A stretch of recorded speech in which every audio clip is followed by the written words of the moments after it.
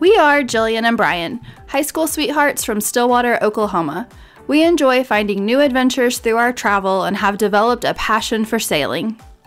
For now, this channel will show our love for sailing through our bareboat charters, as well as sharing the unique places we find while traveling with friends and family. That is, until we can give up our daily grind and fulfill our dream of crewing our own catamaran. Subscribe and follow along with us on our adventures as we are determined to find the Caribbean's best beaches, bars, and amazing sunsets, one anchorage at a time. Hey guys, in our last video we covered the topic of how much a bareboat charter costs. Well, the next most popular question we get is what is the difference between a bareboat charter versus a crude charter? So today we thought we'd take some time and explain the difference, and that way you can make the decision what trip is going to be the best for you.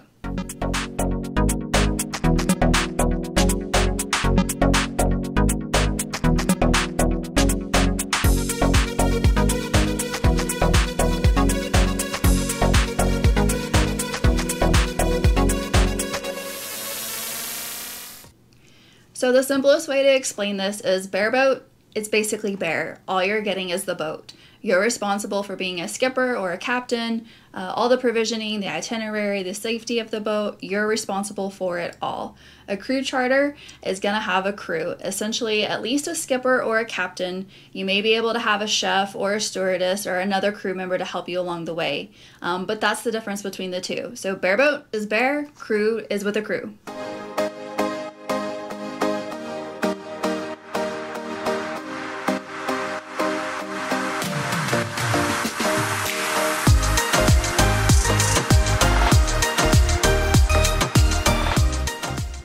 So there are several options for the crude charter that we'll go into here in a little bit, but because all of our experiences have been with a bareboat experience, we have several videos out there including the Abacos itinerary, provisioning, packing, all sorts of things related to bareboat, so be sure to check out our other videos if you're interested in bareboating.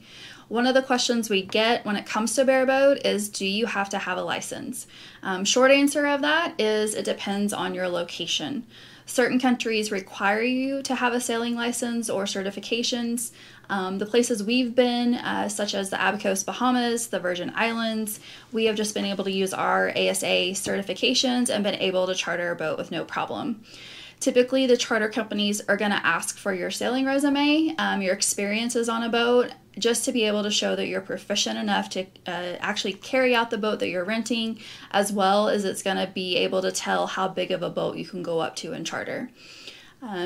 Anyway, our certifications have been great to have. It makes chartering a boat super easy, so we highly recommend getting the certifications, and it just makes you a better sailor and know what you're doing when you're out on the boat.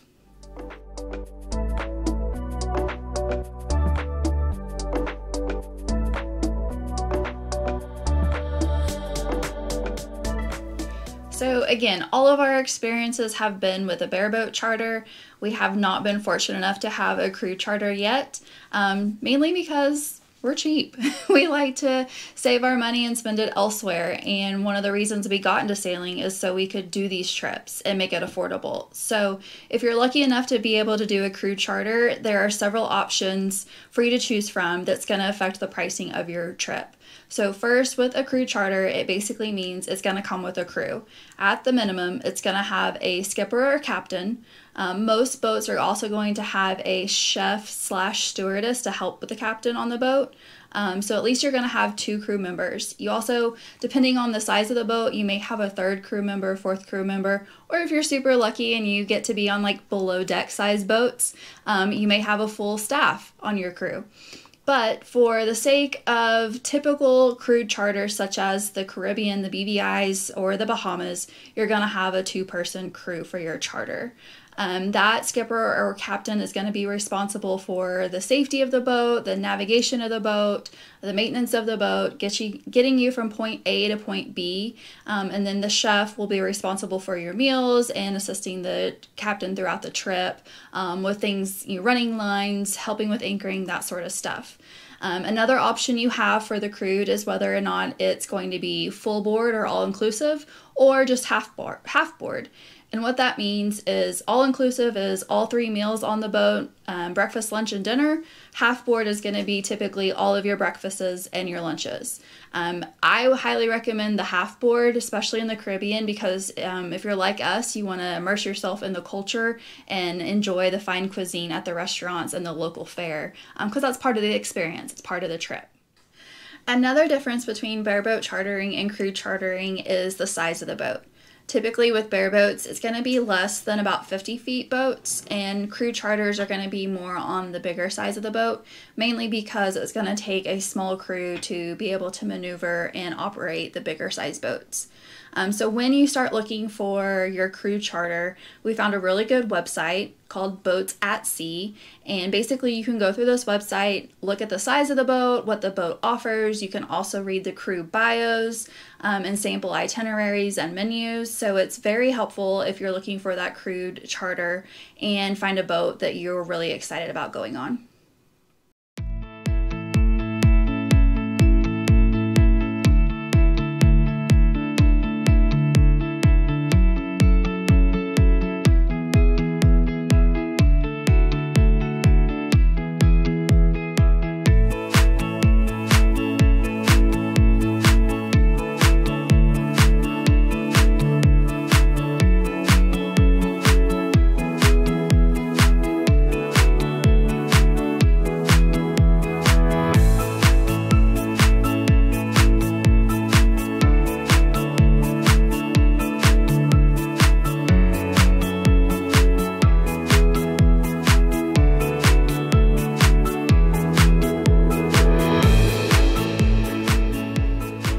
Again, guys, our experience has been all bareboat, mainly due to the cost.